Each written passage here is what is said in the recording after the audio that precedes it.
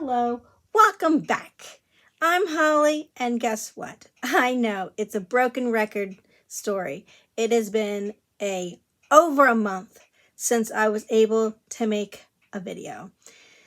But those dreaded highs keep coming and going, and this time it was so bad. It was up and down, both legs, both arms. It was so bad. It just covered everything, and I just don't know what I'm allergic to. So I hope, but see, the funny thing is the hives they start in November, and they don't leave until the end of February. And maybe it's seasonal, I guess. Maybe I'm allergic to something that is just not there in the summer months, but it's there in the winter months. I just don't know what it is. But having hives for months at a time is so not fun. I can't make videos. I am so far behind in school. I can't practice my music, my piano, my violin, so I sound terrible. But this week, I'm back, and I'm going to try and make a video. So right now, the hives, I don't have them. I took some medicine. The doctor actually gave me steroids for about 3 weeks to get rid of them. I've never been on steroids at all before, so that was so different. I always heard that athletes love to be on steroids because it makes you feel strong and faster, and I didn't get any of that. I got sick. It messed up my stomach, and I at least lost 2 or 3 pounds because if I wasn't throwing up, I just didn't feel like eating. It was awful. So on this video, I am going to give you some tips and tricks on how to come back to your sports, coming back from either an injury or a illness. And this time I've done both. At the very beginning of the pandemic, I actually broke my ankle and chipped a bone in my left ankle, and I was in a boot for about 6 weeks. I wasn't even allowed to do push-ups because I would have pressure on my ankle, even in the boot. So it was terrible. And this time I'm coming back from being sick. So if you want some tips and tricks, stay tuned. Okay, the first thing I'm going to try to do, coming back from being sick, this is good for when you got hurt too.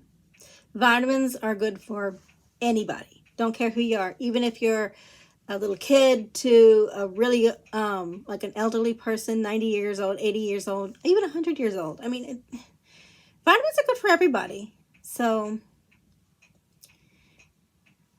this is what I'm trying. Now, do your own research, know your body.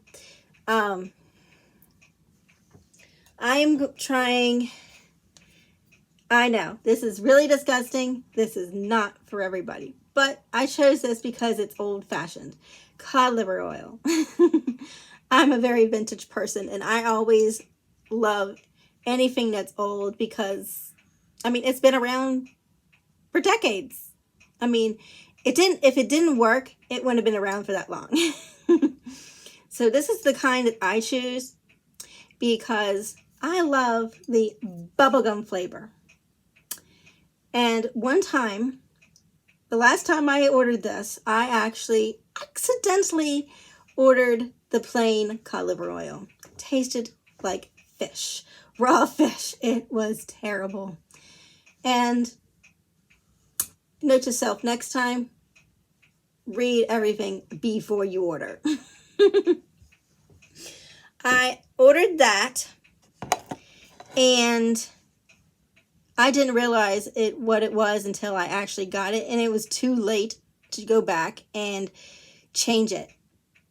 So it took me at least 2-3 months to finish the bottle. It was terrible. But I did it. And I just opened the bubblegum flavored. That's a lot better. I mean, it's not going to taste like bubblegum, but it surely does help with the fish taste and flavor. It really does help. That has a lot of D in it. It's got vitamin A. It's, fish oil is good for everybody. But the reason I chose this one is because of my skin. Not only would it help with getting vitamins and being strong and everything so I can do my gymnastics again, it also is going to help my skin repair itself and get away from them hives. The very first exercise that I started doing after my broken ankle is ankle lifts.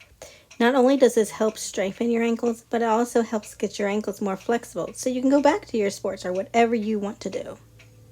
This is an exercise that I found in a ballet book. It's supposed to help strengthen your ankles and get them more flexible. Look at other sports and see if you can find other exercises that they're doing that help them. Maybe you can find something to help you too. Let's face it, getting back into gear and getting exercising again after an injury or an illness is difficult. Just remember to start slow. Do what you can do. Don't go overboard so you don't get hurt again. Sometimes, if you're lucky, there are exercises that you can go ahead and do even if you're ill or injured.